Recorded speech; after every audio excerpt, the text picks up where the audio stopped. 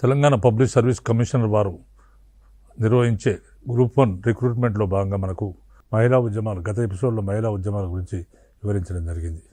అంటే ముఖ్యంగా తెలంగాణలో మహిళలు ఏ విధంగా చైతన్యవంతులయ్యారు అనే విషయానికి వస్తే మనకు ఆసబ్జాయి పరిపాలన 1724 సంవత్సరంలో ప్రారంభమైంది. 1945 సంవత్సరం వరకు ఆసబ్జాయి పరిపాలన సాగింది. ఆసబ్జాయి పరిపాలనలో మనకు చివరికి 1945 సంవత్సరంలో 1947లో భారతదేశానికి స్వాతంత్రం వచ్చింది ఆగస్టు 15. కానీ ఆసబ్జాయి చివరి పాలకుడైన ఉస్మాన్ అలీ ఖాన్ 1945 వరకు హైదరాబాద్ రాజ్యాన్ని పాలించాడు. అంటే భారతదేశం హైదరాబాద్ రాజ్యంపై పోలీస్ చర్య జరిగే వరకు నిజాం ఉస్మాన్ అలీ ఖాన్ హైదరాబాద్ రాజ్యాన్ని పరిపాలించడం జరిగింది. ఈ విధంగా హైదరాబాద్ రాజ్యం భారతదేశంలో కలిసిపోయింది సెప్టెంబర్ 17వ తేదీ 1945 సంవత్సరంలో. తర్వాత ఈ విధంగా మరి ఇటువంటి పరిస్థితుల్లో మనకు ఆసబ్జాయి రాజ్యములో తెలంగాణ బాగా వెనుకబడి ఉండేది. అంటే ప్రజలు చాలా వెనుకబడి ఉండేవారు. ఎందుకంటే ప్రజలకు ఎలాంటి స్పెషాలిటీస్ కానీ ఎలాంటి హక్కులు కానీ ఉండేవి కాదు. తర్వాత సమాజం అంతా వెట్టి చాకిరి ఆవరించి ఉండేది. ఎందుకంటే భూస్వాములు, దేశముఖులు, తర్వాత ఈ విధంగా అనేక భూములు అనేక యాజమాన్యాల కింద ఉండేవి.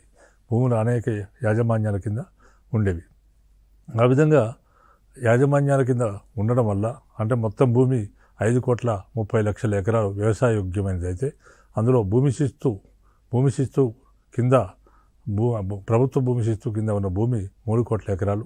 తర్వాత మనకు మిగిలిన భూమి అంతా కూడా వివిధ యాజమాన్యాల కింద దేశముఖులు, తర్వాత మక్తేదారులు, పట్టేదారులు, దొరలు, దేశముఖులు, తర్వాత ఇట్లా భూస్వాములు, ఇట్లా రకరకాల యాజమాన్యాల కింద ఉండేది.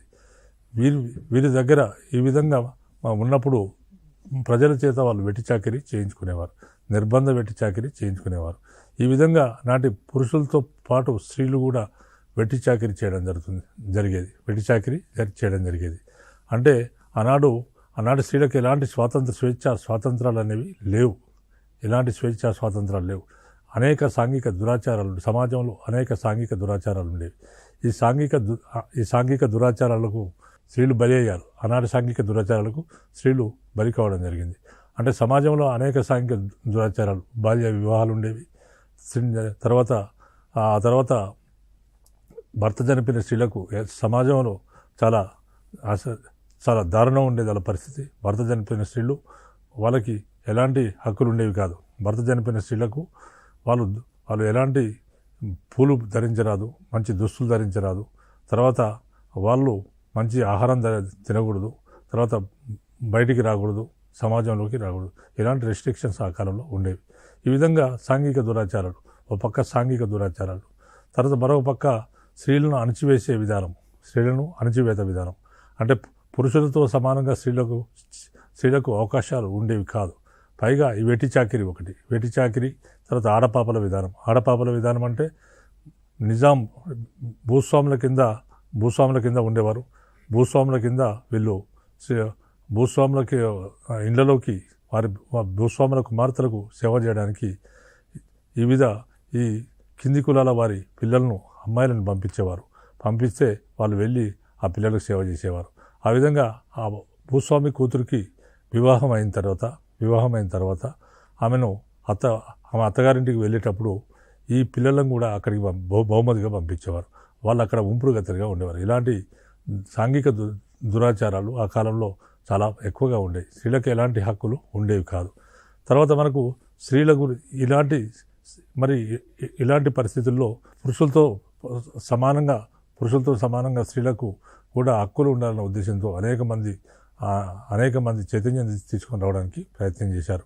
అలా చైతన్యం తీసుకొని రావడానికి ప్రయత్నం చేసిన వాళ్ళు మనకు భాగ్యారెడ్డి వర్మ ఒకరు. భాగ్యారెడ్డి వర్మ తర్వాత మారపాటి హనుమంతరావు, అదేవిధంగా మనకు సురవరం ప్రతాపరెడ్డి మొదలైన వాళ్ళు స్త్రీల హక్కుల కోసం వాళ్ళు చేయడం జరిగింది. ఆ విధంగా స్త్రీల హక్కుల కోసం వాళ్ళు చేసిన దానిలో మనకు ఇటువంటి కాలంలో భాగ్యారెడ్డి వర్మ ఉన్నాడు. భాగ్యారెడ్డి వర్మ నిమ్నజాతి అంటే దళిత ఉద్యమ నాయకుడు, హైదరాబాదు దళిత ఉద్యమ నాయకుడు. ఆయన స్త్రీల సమాజంలో స్త్రీలను చైతన్యవంతం చేయడానికి ప్రయత్నం చేశారు. నిమ్నజాతుల స్త్రీలను వాళ్ళు చైతన్యం తీసుకొచ్చాడు. అదేవిధంగా దేవదాసి జోగిని వ్యవస్థకు వ్యతిరేకంగా ఆయన పోరాటం చేశాడు. దేవదాసి అంటే గ్రామాల్లో కానీ ఎక్కడ కానీ ఈ భూస్వాములు తర్వాత ఈ దొరలు ఎవరైతే ఉన్నారో వీళ్ళు మక్తిదారులు పట్టేదారులు భూస్వాములు ఏం చేస్తారంటే చిన్నప్పుడే బాలికలను చిన్నప్పుడే వారిని బాల్యంలోనే వారికి దేవదాసిలుగా వాళ్ళను ప్రకటించేవారు. ఆ విధంగా వాళ్ళు అలాంటి బాలికలు దేవునికి అంకితమైపోయి ఆ దేవదాసిలుగా ఉండేవారు. మరి దేవునికి అంకితమైపోయిన ఈ స్త్రీలు అంకితమైపోయిన ఈ స్త్రీలు ఆ తర్వాత ఆలయాల్లో ఉండేవారు. తర్వాత ఊరికి ఆ సమాజానికి ఆ గ్రామానికి సేవ చేసేవారు. వారి జీవితాంతం వివాహాలు చేసుకోకూడదు. ఆ జీవితాంతం వారి సంతానం మళ్ళీ దేవదాసులుగానే ఉంటారు. తర్వాత సమాజం మొత్తం ఊరికి ఆ గ్రామానికి ఆ ఆలయానికి మాత్రమే పరిమితం, వారు ఎక్కడికి వెళ్ళకూడదు అనే ఇలాంటి సాంఘిక దురాచారం ఆ రోజుల్లో ఉండేది. ఇలాంటి సాంఘిక దురాచారాన్ని భాగ్యారెడ్డి వర్మ ఈ జోగిని వ్యవస్థను దేవదాసి వ్యవస్థను రూపుమాపడానికి ప్రయత్నించి నిజాం చేత జోగిని వ్యవస్థను నిజాం చేత జోగిని వ్యవస్థ నిషేధం విధిస్తూ నిజాం ఫర్మానా జారీ చేసేటట్టు ఆయన ఉద్యమం చేయడం జరిగింది. అదేవిధంగా మనకు భాగ్యారెడ్డి వర్మ ఆ విధంగా చేశాడు. తర్వాత మనకు వచ్చిన మాడపాటి హనుమంతరావు హైదరాబాదులో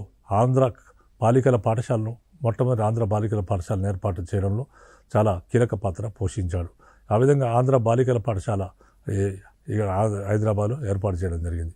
అదేవిధంగా రెడ్డి హాస్టల్ 1918లో ఏర్పడింది. రెడ్డి హాస్టల్లో మనకు ఆ కాలంలో బాలికలకు ఎలాంటి వసతి గృహాలు ఉండేవి కాదు. బాలులకే లేవంటే బాలికలకు ఉండేవి కాదు. రెడ్డి హాస్టల్లో మెట్రికులేషన్స్ అవ్వడానికి ఈ బాలికలకు వసతి గృహము ఈ రెడ్డి హాస్టల్ ఏర్పాటు చేయడం జరిగింది. అంటే కుల మతాలతో సంబంధం లేకుండా ఎవరైనా బాలికలు విద్యను అభ్యసించవచ్చు అనే లక్ష్యంతో ఇక్కడ అటువంటి కార్యక్రమం తీసుకోవడం జరిగింది. బాలికలకు రెడ్డి హాస్టల్ ఏర్పాటు చేయబడింది. తర్వాత అదేవిధంగా మాడపాటి హనుమంతరావు భార్య అయిన మాణిక్యాంబ ఆంధ్ర మహిళా సభకు అధ్యక్షత వహించింది. అదేవిధంగా శ్రీ విద్య కొరకు మాడపాటి హనుమంతరావు ఎనలేని కృషి చేయడం జరిగింది. అదేవిధంగా మనకు తర్వాత కాలంలో సురవరం ప్రతాపరెడ్డి అనేకమైన స్త్రీల చైతన్యం కోసం పోరాటం చేశాడని ఆయన గోల్కొండ పత్రికకు ఎడిటర్గా ఉండి ఆయన సంపాదకుడుగా ఉండి గోల్కొండ పత్రికను నడిపించేవారు.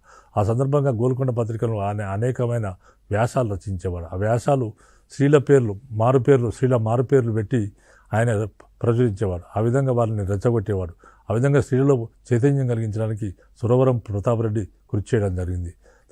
తర్వాత మనకు అదేవిధంగా ఈ విధంగా స్త్రీల ఉద్యమాల్లో చైతన్యం చేసిన వాళ్ళు చాలామంది ఉండడం జరిగింది. అదేవిధంగా మనకు సమాజంలో ఆ రోజు ఈ సాంఘిక దురాచారాలతో పాటు స్త్రీలలో ఎలాంటి చైతన్యం ఉండేది కాదు. అదేవిధంగా మనకు ఆంధ్ర మహాసభతో పాటు ఆంధ్ర మహిళా సభ అనేది ఏర్పడింది. ఆంధ్ర మహాసభ 1921 సంవత్సరంలో ఆంధ్ర జనసంఘం అనేది ఏర్పడింది. అంటే తెలుగువారి హక్కుల కోసం ఏర్పడిన సంఘం ఆంధ్ర జనసంఘం. 1921 సంవత్సరం నవంబర్ 12వ తేదీన ఆంధ్ర జనసంఘం ఏర్పడింది. ఈ విధంగా ఆంధ్ర జనసంఘం ఏర్పడిన తర్వాత కాలంలో అది 1930 నాటికి ఆంధ్ర మహాసభగా పేరుగాంచింది. ఆంధ్ర మహాసభగా పేరుగాంచి అది ప్రతి సంవత్సరం ఆంధ్ర మహాసభ సమావేశాలు ఏదో ఒక చోట జరిగి అవి అనేక ప్రజల హక్కుల కోసము అనేక అంశాల కోసం అవి పాటుపడేవి. ఆ విధంగా మనకు తీసుకున్నప్పుడు ఆంధ్ర మహాసభ కూడా స్త్రీలో చైతన్యం తీసుకొని రావడానికి ప్రయత్నం చేసింది. ఆంధ్ర మహాసభతో పాటు 1930 సంవత్సరంలో మొట్టమొదటి ఆంధ్ర మహాసభ జోగిపేటలో సురవరం ప్రతాపరెడ్డి అధ్యక్షతన జరిగింది. జోగిపేటలో జరిగిన ఆంధ్ర మహాసభ లెక్కనే ప్రతి సంవత్సరం కూడా మనకి ఆంధ్ర మహాసభ సమావేశాలు ఏదో ఒక చోట జరిగాయి. ఆంధ్ర మహాసభతో పాటు అదే ప్రాంగణంలో పక్కనే ఆంధ్ర మహిళా సభ సమావేశాలు కూడా జరిగాయి. ఆంధ్ర మహిళా సభలో అనేకమైన మహిళా సమస్యల గురించి వాళ్ళు చర్చించుకునేవారు. ఈ విధంగా అనేక మహిళా సమస్యల గురించి చర్చించుకునేవారు. మహిళల్లో చైతన్యం తీసుకురావడానికి ప్రయత్నం చేయడం జరిగింది. కాబట్టి ఈ విధంగా హైదరాబాద్ రాజ్యంలో మనకు ముఖ్యంగా తెలంగాణ ప్రాంతంలో అనేక మంది సంస్థలు ఏర్పాటు చేసి మహిళల్లో చైతన్యం తీసుకురావడానికి ప్రయత్నం చేశారు. ఆ విధంగా హైదరాబాద్ రాష్ట్రంలో స్త్రీలు వారి అభివృద్ధి స్వాతంత్రోద్యమంలో స్త్రీల పాత్ర, హైదరాబాద్ రాష్ట్రంలో స్త్రీలు వారి అభివృద్ధి, తర్వాత అంటే వారిలో చైతన్యం, స్వాతంత్రోద్యమంలో వారి పాత్ర అనే విషయానికి వస్తే, అంటే మనకు గ్రూప్ 1 మెయిన్స్లో ఇదొక ప్రశ్న అడగవచ్చు. హైదరాబాద్ స్వాతంత్రోద్యమంలో స్త్రీల పాత్రను వివరించుము అన్నప్పుడు మనకు దానికి ఆన్సర్ ఈ విధంగా రాయాల్సి ఉంటుంది. హైదరాబాద్పై బ్రిటిష్ వారి ప్రత్యేక ఆధిపత్యం లేదు. హైదరాబాద్ పైన బ్రిటిష్ వారికి ప్రత్యేక ఆధిపత్యం లేదు. తర్వాత ఎందుకు లేదంటే బ్రిటిష్ వారు కేవలం సైన్య సహకార ఒప్పందం మాత్రమే చేశారు.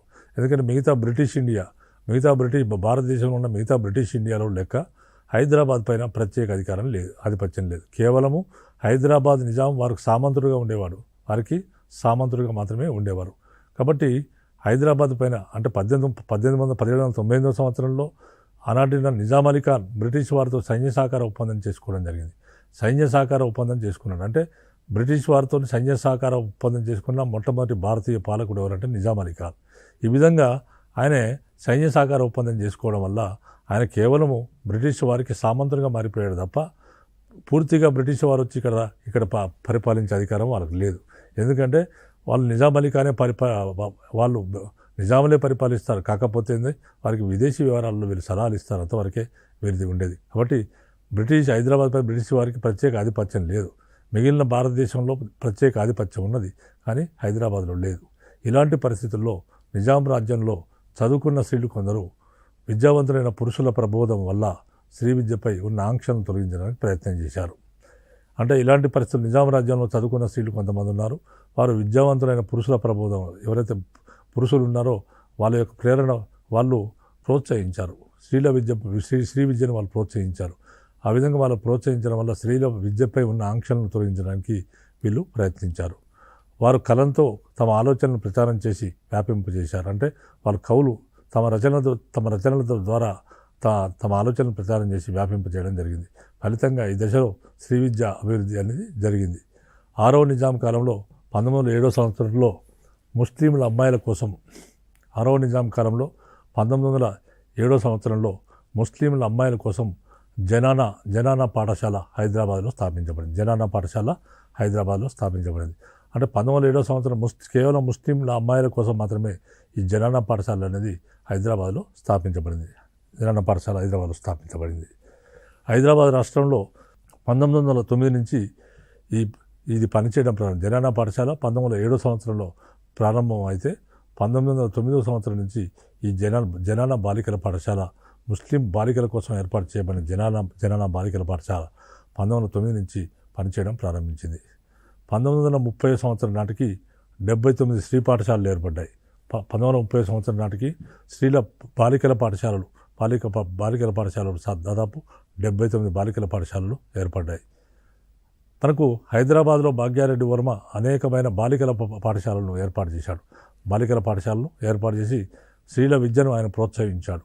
అదేవిధంగా ఇందులో హిందూ ముస్లిం విద్యార్థులు చేరారు ఈ పాఠశాలలో, ఈ 79 పాఠశాలలో. అంటే హిందూ ముస్లిం బాలికలు చేరేవారు. తర్వాత ఇందులో చాలామంది నిజాం రాజ్యంలో పనిచేసే అధికారుల పిల్లలే.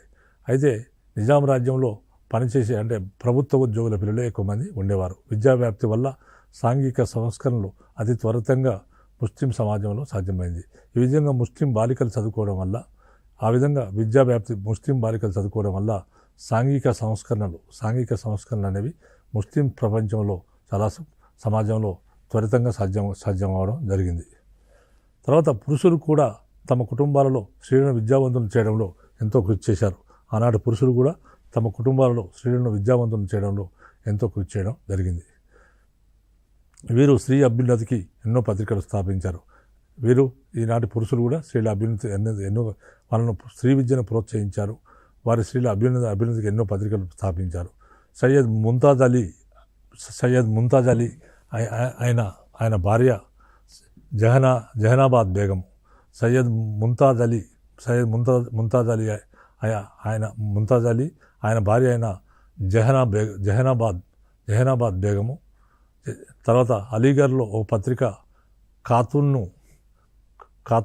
1904లో స్థాపించారు.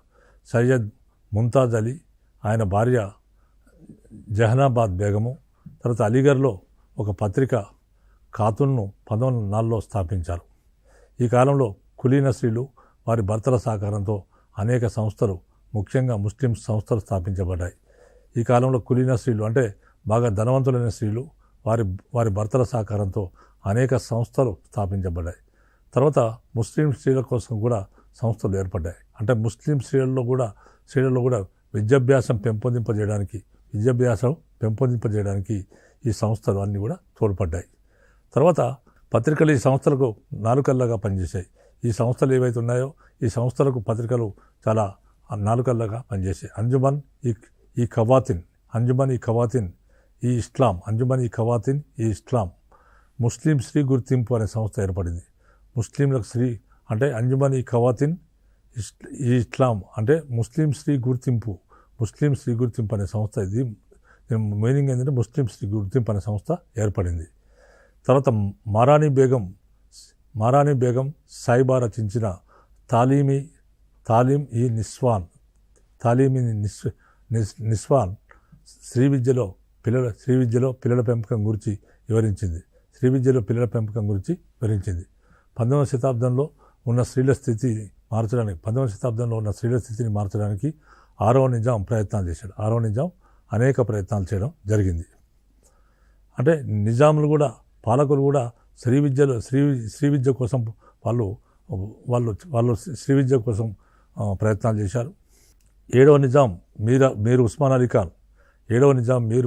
ఖాన్ శ్రీ విద్యపై ఎంతో శ్రద్ధ వహించాడు. శ్రీ విద్య కోసం ఆయన ఎంతో శ్రద్ధ పెట్టడం జరిగింది. ఫలితంగా 1936 నాటికి 677 ప్రాథమిక పాఠశాలలు, 28 మాధ్యమిక పాఠశాలలు, 4 ట్రైనింగ్ ప్రత్యేక పాఠశాలలు స్థాపించబడ్డాయి. ఆ విధంగా 6వ నిజాం కాలంలో సాలార్జంగ్ సంస్కరణల కాలం నాటికే శ్రీ విద్య పైన కూడా ఫోకస్ పెట్టబడింది. సాలార్జంగ్ హైదరాబాద్ దివాన్గా పనిచేసేవాడు. హైదరాబాద్ దివాన్గా ఆయనే 3 నిజాముల కింద ఆయన దివాన్గా పనిచేశాడు. ఆయన అఫ్జలుద్దౌలా, నాసిరుద్దౌలా, తర్వాత మహబూబ్ అలీ ఖాన్ కింద 3 నిజాముల కింద హైదరాబాద్ ఆయన సాలార్జంగ్ దివాన్ అంటే ప్రధానమంత్రిగా పనిచేశాడు. ఆ సందర్భంగా హైదరాబాద్ రాజ్యంలో అనేక సంస్కరణలు చేశాడు. హైదరాబాద్ రాజ్య అభివృద్ధికి ఆయన అనేక సంస్కరణలు చేయడం జరిగింది. ఆ సంస్కరణలో భాగంగా ఆయన అనేక పాఠశాలలు ఏర్పాటు చేశాడు. విద్యాపరంగా హైదరాబాద్ సంస్థానం బాగా వెనుకబడిపోయిందని చెప్పేసి ఆయన అనేకమైన విద్యా పాఠశాలలు హైదరాబాద్లో ఏర్పాటు చేయడం జరిగింది. ఆ విధంగా ఏర్పాటు చేయబడ్డ అనేక ఆంగ్ల భాష పాఠశాలలు హైదరాబాద్లో ఏర్పాటు చేశారు. ఆ సందర్భంగా మనకు అనేక బాలికల పాఠశాలలు కూడా ఆ కాలంలో ఏర్పాటు చేయబడ్డాయి. కాబట్టి అప్పటి నుండి ఆ కాలం నుంచే బాలికల విద్య కోసం ప్రయత్నాలు ముమ్మరం కావడం మొదలయ్యాయి. తర్వాత మనకు 6వ నిజాం కాలంలో కూడా 6వ నిజాం కూడా స్త్రీల విద్య కొరకు, బాలికల విద్య కొరకు అనేక పాఠశాలలు ఏర్పాటు చేశాడు. ఈ విధంగా ముస్లిం బాలికల కోసం పాఠశాలలు ఏర్పాటు చేయబడ్డాయి. హిందూ బాలికల కోసం కూడా పాఠశాలలు ఏర్పాటు చేయబడ్డాయి. 7వ నిజాం మీర్ ఉస్మాన్ అలీ ఖాన్ స్త్రీ విద్యపై ఎంతో శ్రద్ధ వహించాడట. ఫలితంగా 1936 నాటికి 677 ప్రాథమిక పాఠశాలలు, 28 మాధ్యమిక పాఠశాలలు, తర్వాత 4 ట్రైనింగ్ ప్రత్యేక పాఠశాలలు స్థాపించబడ్డాయి. 1938లో బోర్డ్ ఆఫ్ సెకండరీ ఎడ్యుకేషన్ నూతన సిలబస్ను స్త్రీల కోసం ప్రత్యేక పాఠశాలలో ప్రవేశపెట్టింది.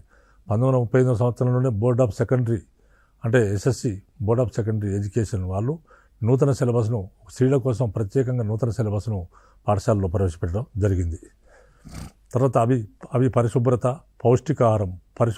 పౌష్టికాహారము, వంట, తర్వాత కుట్లు, ప్రాథమిక చికిత్స, నర్సింగు, తర్వాత చైల్డ్ వెల్ఫేరు, ల్యాండరీ మొదలైన గృహ సంబంధ విద్యలను సిలబస్లో డొమెస్టిక్ లైఫ్ సైన్స్ పేరున పెట్టబడ్డాయి. అంటే బోర్డ్ ఆఫ్ సెకండరీ వారు స్త్రీలకు అనుకూలమైన విద్యను ప్రవేశపెట్టారు. బాలికలకు అనుకూలమైన అవేంటంటే పరిశుభ్రత, పౌష్టికాహారము, వంట, కుట్లు, ప్రాథమిక చికిత్స, తర్వాత నర్సింగు, చైల్డ్ వెల్ఫేరు, లాండ్రీ మొదలైన గృహ సంబంధ విద్యలను సిలబస్లో డొమెస్టిక్ లైన్స్ పేరున పెట్టబడ్డాయి. తర్వాత మహారాష్ట్ర ప్రాంతానికి చెందిన వామన్రావు, వినాయకరావు విద్యాలంకార్, తర్వాత కేశవరావు కొరాట్కర్ మొదలైన వారు శ్రీ విద్యకై కృషి చేశారు. వీళ్ళందరూ కూడా శ్రీ విద్యకై కృషి చేశారు. అంటే మనకు వీళ్ళందరూ మహారాష్ట్ర ప్రాంతానికి చెందిన వామన్రావు అంటే ఆర్య సమాజంలో పనిచేసిన వాళ్ళు, వినాయకరావు విద్యాలంకార్, కేశవరావు కొరాట్కర్ మొదలైన వారు శ్రీ విద్య కోసం పాటుపడ్డారు. ఫలితంగా వివేకవర్ధిని కన్యా పాఠశాల, తర్వాత సావిత్రి కన్యా పాఠశాల, ఆర్య కన్యా పాఠశాలలు ఏర్పడి శ్రీ విద్యా వ్యాప్తి కృషి చేశాయి. అంటే వీరి కృషి ఫలితంగా వివేకవర్ధిని కన్యా పాఠశాల అంటే స్త్రీలకు సంబంధించిన స్త్రీల పాఠశాల వివేకవర్ధిని కన్యా పాఠశాల, తర్వాత సావిత్రి కన్యా పాఠశాల, తర్వాత ఆర్య కన్యా పాఠశాలలు ఏర్పడి శ్రీ విద్యకు వ్యాప్తికి కృషి చేయడం జరిగింది. తర్వాత ఆంధ్ర మహాసభ కార్యక్రమాల కారణంగా మహిళలలో నాయకత్వ లక్షణాలు బాగా పెరిగిపోయినాయి. ఆంధ్ర మహాసభ కార్యక్రమాల కారణంగా మనకు మహిళల్లో నాయకత్వ లక్షణాలు బాగా పెరిగినాయి. ఎందుకంటే ఆంధ్ర మహాసభ సమావేశాల్లో వీళ్ళు పాల్గొనేవారు, ఆంధ్ర మహిళా సభ సమావేశాల్లో పాల్గొనేవారు. ఈ విధంగా ఆంధ్ర మహాసభలో ఎవరైతే పురుషులు పాల్గొంటే వాళ్ళందరూ నాయకులయ్యారు, స్త్రీలు కూడా పాల్గొన్నారు. స్త్రీలు పాల్గొనడం వల్ల వాళ్ళకు కూడా నాయకత్వ లక్షణాలు వచ్చాయి. తర్వాత బ్రిటిష్ నిరంకుశ పరిపాలనకు వ్యతిరేకంగా పద్మజానాయుడు స్వదేశీ లీగ్ను ప్రారంభించింది. బ్రిటిష్ నిరంకుశ పరిపాలనకు వ్యతిరేకంగా పద్మజానాయుడు స్వదేశీ లీగ్ను ప్రారంభించింది. సరోజినీ నాయుడు కూతురు పేరు పద్మజానాయుడు. ఆమె బ్రిటిష్ నిరంకుశ పాలనకు వ్యతిరేకంగా స్వదేశీ లీగ్ అనే సంస్థను ప్రారంభించింది. ఆ సమయంలో హైదరాబాద్లో సత్యాగ్రహం చేసిన మొట్టమొదటి మహిళ హైదరాబాద్లో సత్యాగ్రహం చేసిన మొట్టమొదటి మహిళ ఎవరంటే జ్ఞానకుమారి హేడా. తర్వాత వరలక్ష్మమ్మ అనే మరో ప్రముఖ మహిళ దేవరకొండలో జరిగిన 2వ ఆంధ్ర మహిళా సభకు అధ్యక్షత వహించడం జరిగింది. తర్వాత ఈమె శ్రీ విద్య నిపుణురాలు. ఈ విధంగా వరలక్ష్మమ్మ శ్రీ విద్య నిపుణురాలు అంటే ఈమె డాక్టర్. ఈమె స్త్రీల ఆరోగ్య విద్యా పరిషత్తును స్థాపించింది. స్త్రీల కోసం ఆరోగ్య విద్యా పరిషత్ అనే సంస్థను స్థాపించింది. నడింపల్లి సుందరమ్మ అనే మరొక మహిళ ఆంధ్ర సోదరి సమాజం అనే సంస్థను స్థాపించి స్త్రీల అభ్యున్నతి కొరకు ఆమె పాటుపడింది. తర్వాత అహల్యాబాయి, తర్వాత కుట్టి వెల్లోడి, తర్వాత సుమిత్రాదేవి, టిఎస్ సదాలక్ష్మి, తర్వాత ఈశ్వరీబాయి, తర్వాత సంగం లక్ష్మీబాయమ్మ మొదలైన వారు స్త్రీల అభ్యున్నతికి సంఘ సంస్కరణలకు గొప్ప కృషి చేయడం జరిగింది. 1922 సంవత్సరంలో మార్గరెట్ ఇక్కర్జిమ్స్ ప్రోత్సాహంతో ది విమెన్స్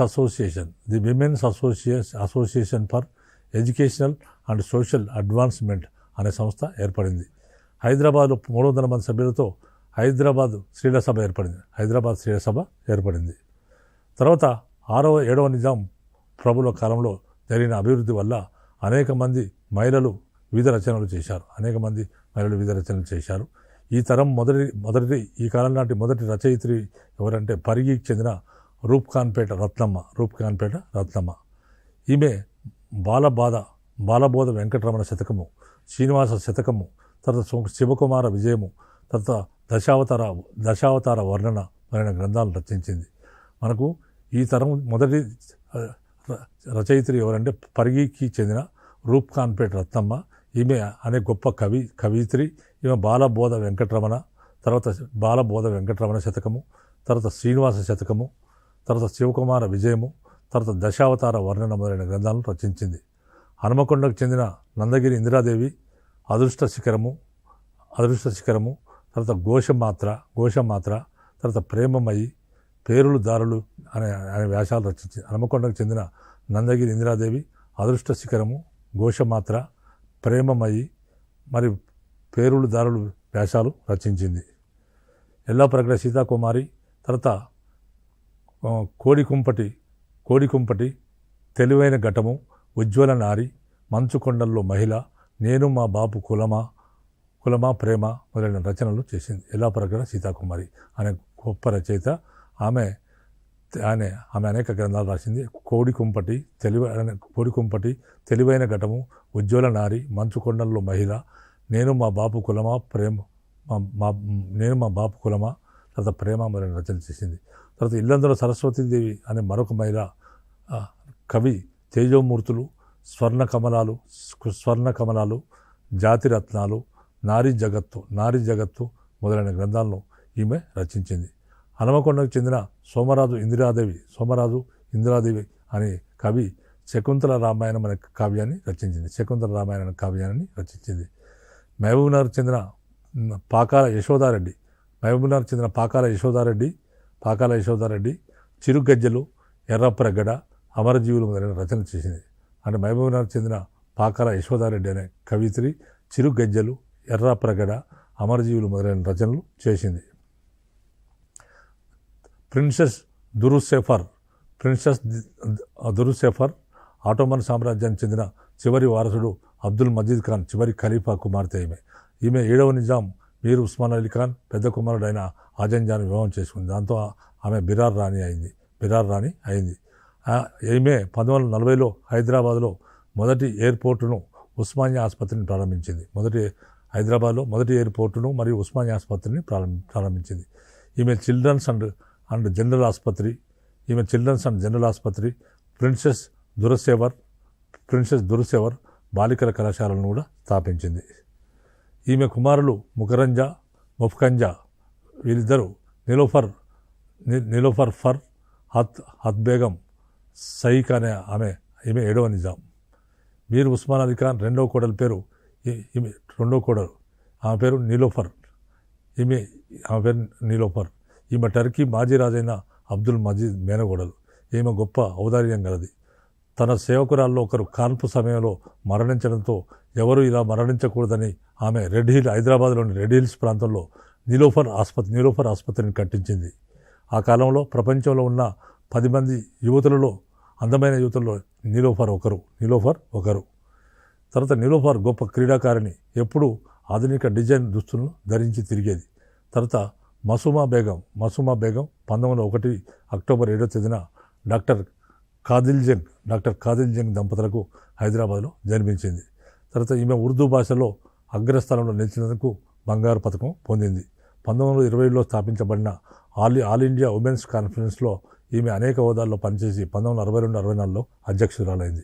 తర్వాత ప్రిన్సెస్ దురాప్స్లో మనకు 1934 మంది నుంచి దాదాపు దశాబ్దం పాటు ఉస్మానియా విశ్వవిద్యాలయ సెనెట్ సభ్యురాలుగా ప్రిన్సెస్ దుర్సెఫర్ ఉంది. ఆర్థిక సంవత్సరం సభ్యులుగా కూడా సేవలు అందించారు.